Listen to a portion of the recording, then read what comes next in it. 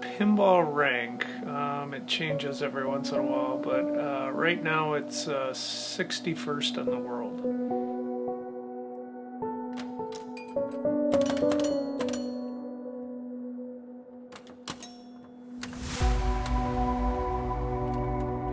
In the state, it's probably the lowest it's ever been. I think I'm ranked about 14th right now, but that's mainly because of so many people that have been traveling to Wisconsin to play pinball.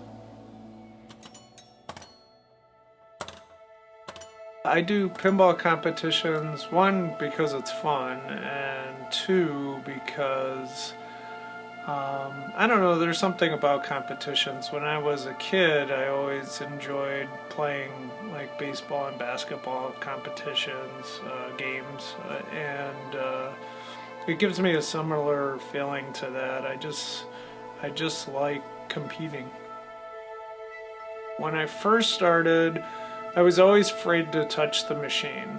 When you play pinball, you really want to nudge the machine. You really want to try to move the ball around with your body more so than just the flippers. What I've realized is over time I've gotten better at reacting and nudging and things like that. I'm still not, perfect at it, but it's certainly better than it was. Neil and I have a good relationship in pinball, and I never really pushed Neil into playing. A lot of people will ask me like, oh, how do I get my son or daughter to play, because I really want them to play. And I said, honestly, I tried that initially and he didn't want to do it, and finally I just said, I'll just leave him alone about it. And then finally he just said, hey Dad, can I join you? And I said, yeah, absolutely. So it's kind of how it happened. It's been a good thing to kind of share pinball with him and travel to different locations to play pinball. I think, it's kind of like a bond we've had to go to tournaments together and, spend some time together. And, also, I've taught him a few things. He's taught me a few things. It's a good experience. Age does not matter, although it seems like more younger players that are getting involved are starting to be towards the top. Right now, Escher Lefkoff is the #1 player in the world, and he's phenomenal. He can hit all of his shots. If a ball's trying to go to the out lane or coming down the middle, he just knows exactly when to save the ball. Age in pinball is kind of a funny thing to look at, because I'll say age doesn't matter, and yet in the top 10 in the world, most of them are kids.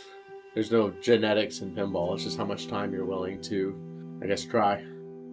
Locally, we play at District 82, and there have been people who've come from out of state that just, they'll actually be in my group to play, and they'll actually, make a comment like, oh, I hear you're the best around here, so I'm going to beat you on this game kind of thing. And after I won the World Championships when I was 13, one guy on this one forum said I was lucky and that he felt bad for the other opponent. And that's the only time that's ever really happened. And everyone I've met in the pinball scene has been wonderful. Most people are pretty respectful and stuff, but that has happened before. I've noticed as I've gotten older, my accuracy and my shots has decreased a little bit. So just trying to find the right shots and angles and things like that. Probably my reaction time being older has gone down a little bit.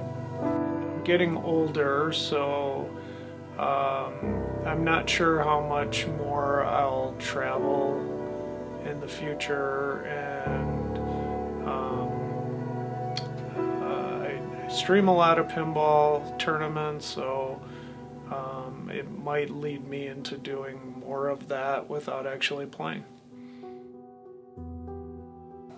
pinball really hasn't, it's evolved a little bit. So in the future, we might see them actually get maybe even more complicated, because every machine has different rules, and that's probably the hardest part about pinball. You really have to have a great understanding of the game to do well on it, and some of the games have a very small encyclopedia of rules involved with it. So it takes some practice, and it also takes some knowledge of those rules to be really good at it. The future of pinball is, I think, going to be very similar to online gaming. It has the same kind of following on Twitch and online, just like Facebook, Twitch, YouTube, where there's a lot of interest in it, and a lot of people that watch it that don't even play competitively, they play casually, or they're just interested. And I think that's going to be the future of pinball. So tips, I would say learn flipper skills and nudging. Flipper skills are very important. You really have to learn how to catch the ball, but really just getting in control of the ball is a big thing. And then the other thing is nudging. You really have to learn how to nudge the game. You almost want to cheat the tilt bob. So what the tilt bob does is it ends your ball. And in some of the older games, it actually ends your game. But what you want to do is try to move the machine a little bit so you can control the ball and get it to your flipper so you can make your next shot without making that tilt mechanism end your ball or your game. So learning to do that, and then the flipper skills is really key to becoming a good player.